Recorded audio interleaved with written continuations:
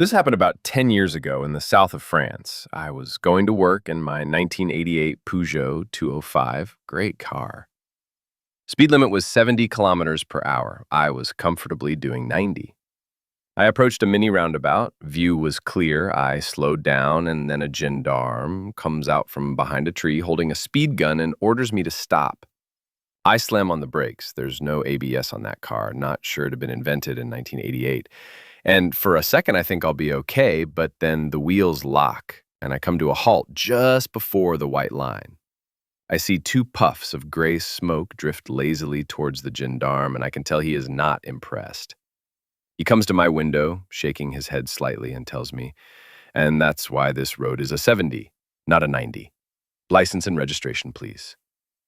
Now, this gendarme and his buddy are motorcycle gendarmes, the elite of French law enforcement. They are military, not police, and are arguably some of the best riders in the world.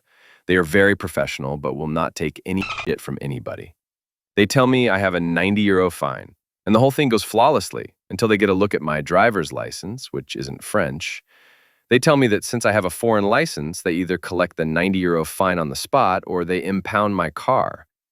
I tell them I don't have the cash. They say, "No problem, we'll escort you to an ATM." We drive there, I give them the money, they give me a bunch of paperwork, and we have a little chat about safety, speeding, etc. As we depart, I ask them if it's okay to shake their hand. They are really surprised by the request and ask me why I want to shake their hand. I tell them they were super professional and respectful, and it was super nice to have a chat with them and get their perspective. And it's a way of saying, no hard feelings for pulling me over. You're doing a great job.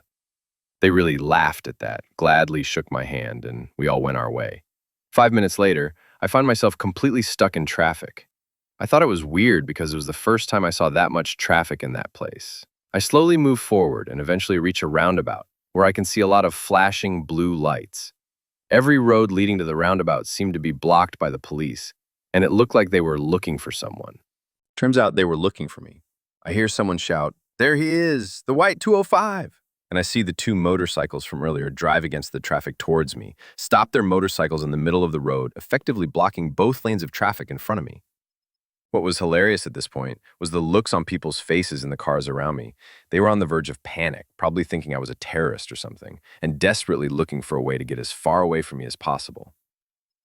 The two gendarmes come off their bikes and tell me, "We're so happy you're here. We had to ask colleagues to filter the roundabouts in this neighborhood to try and find you." Turns out they had given me both copies of the speeding ticket and desperately wanted one back, otherwise it would look like they extorted money by issuing fake tickets. I give them the paper they were after. They genuinely look super relieved, and then, with a huge grin, they hold out their arm to shake my hand. I laughed, shook their hand, and glanced around. Everybody now looked totally puzzled, wondering what the hell was going on with that bearded guy in a crap car. Now here's the best part. They apologized for all the fuss and asked me where I was headed.